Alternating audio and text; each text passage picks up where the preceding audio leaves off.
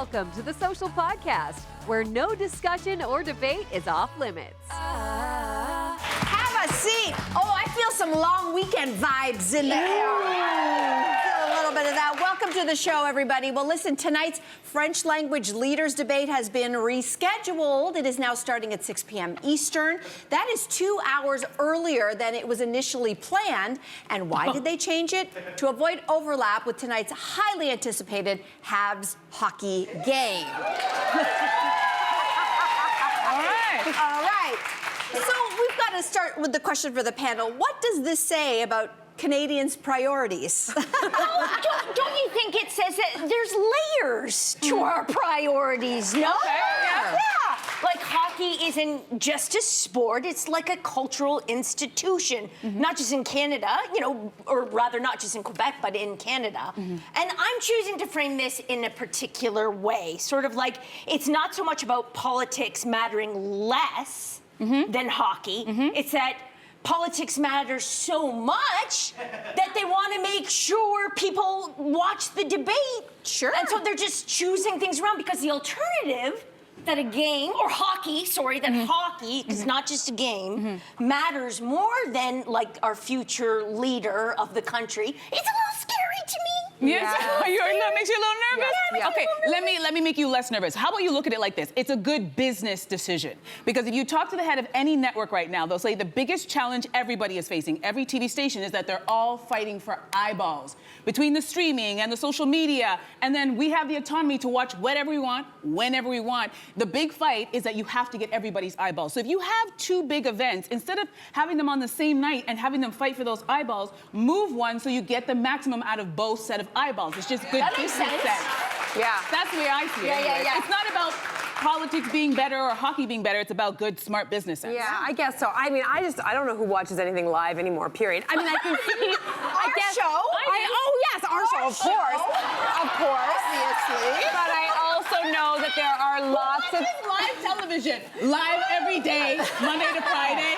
Point taken. But I also know there are a lot of people who PVR our show, which is what I would do with the debate. I would watch it on PVR Crave. that. Or watch it on Crave. It is surprising. When you put it in this context, someone was saying this morning, could you imagine a scenario where the Super Bowl was moved in order to accommodate a debate between American leaders? They would move the debate. I don't think they would. No, I don't think they I would think either. they would. It is, you raise a good point. Like, it is hard, I think about countries outside of Canada who might not understand the passion that is hockey within the nation, and then being like, they did what?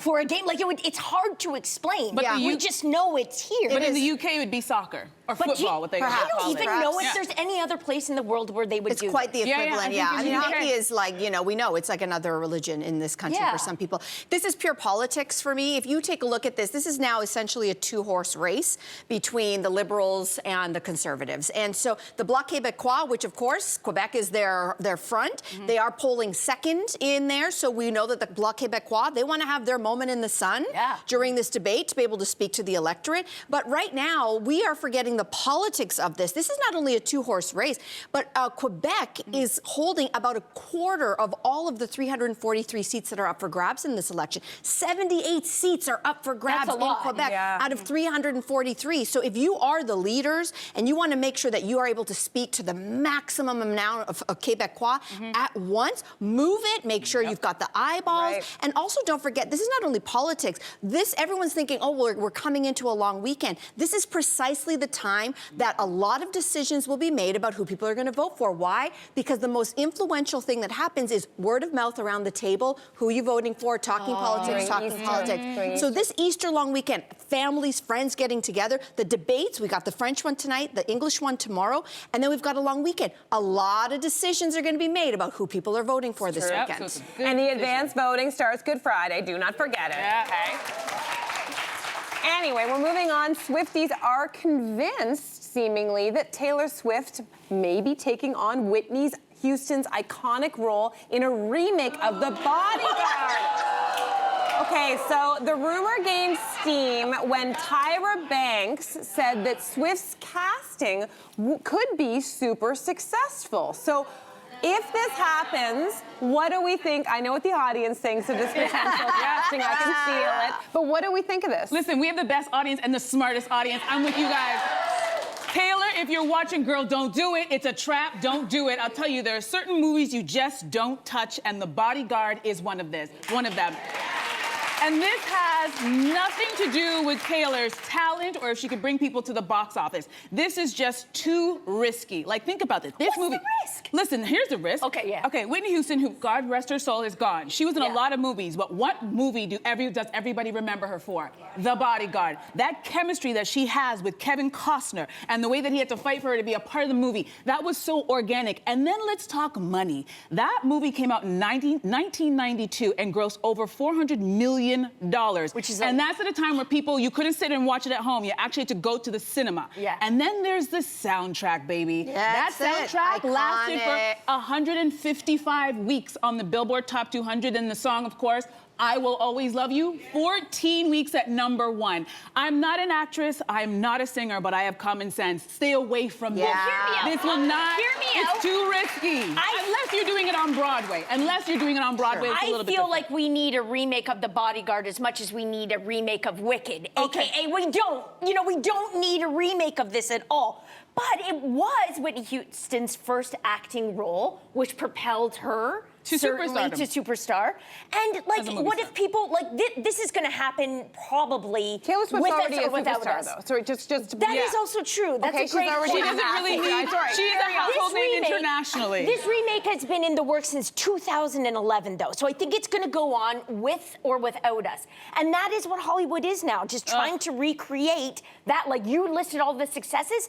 No wonder they want to remake it, because they want to remake all of that as There's well. no original ideas in Hollywood No kidding. anymore. I totally agree. Although, I mean, okay, so you're changing my mind on this. I am on board with you. I don't want to see Taylor Swift in this role. I do not at all. But I think the remake of The Bodyguard could work if we think about it like A Star Is Born. Remember, like, that was a remake. They chose a different cast and they chose a different song, right? Yes. Like, there was no, like, that Lady Gaga and Original Bradley Cooper song. It was made great. a new original song. So if they kind of take it away, I don't think it should be Taylor Swift. I think she's too big. And I also don't want to see her in a romantic lead role. I'm sorry, guys. I'm sorry for the Swifties. Don't come for me. I don't want to see it. Is there a reason? I don't know. You just don't Maybe- want to see her I hot and don't- heavy? She's not known as an actress. Yeah. Is that why? She was in know. Cats. Stop. Maybe that's why. We know where that went. That's facts. She was in Cats. We know where that went. Don't I come for just me. think She was in Cats. Yeah, exactly. I just think this, and here's the thing. I live with a Swiftie. My daughter is a Swiftie. Would she probably go see this if it was true?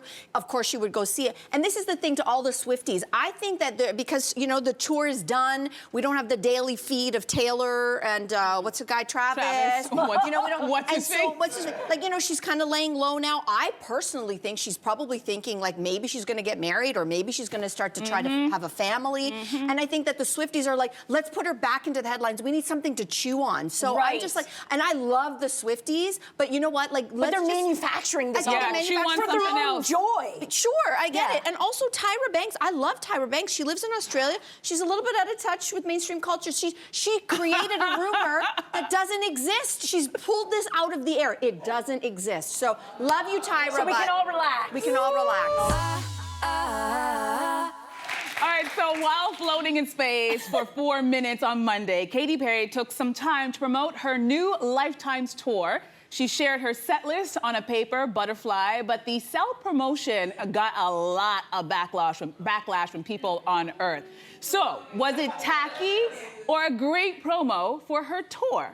I mean, Y'all don't seem to like it. Cynthia, what do you think? yeah, I find it really tacky and tone deaf. And I mean, yeah, I guess for some people who are big fans, I think they would probably say it's a great promotion. But I think in all the conversations we're talking about the environmental costs of things, stints like this, about the way people are struggling financially, that these rich, very wealthy women just went up on this short-lived thing. I think it's really, really tone deaf, especially right now. I get what you're saying, but doesn't it kind of also feel like it was just a promotion on board another promotion? Do you know what I mean? Like, it was like a brand partnership. So Yeah. I can understand some of the outrage, but Katy Perry wasn't sent out into space to discover new life forms. You know, she was sent out into space. Thank you. For this brand partnership. Yeah. So I don't know. I love making fun of it. Yeah.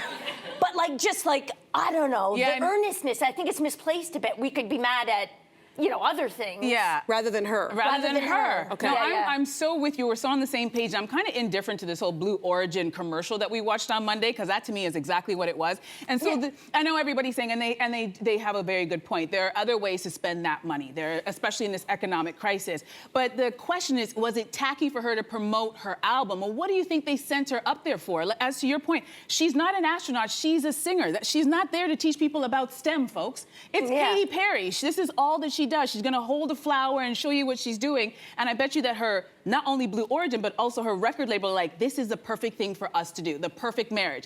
It's backfired, but I'm also noticing, and I'm a little disappointed that I understand people can feel the way they want to about this whole expedition, but I'm noticing online all of the criticism is coming from women. Women, and a large number, are really hating on these women for doing this expedition that lasted all of, what, 11 minutes?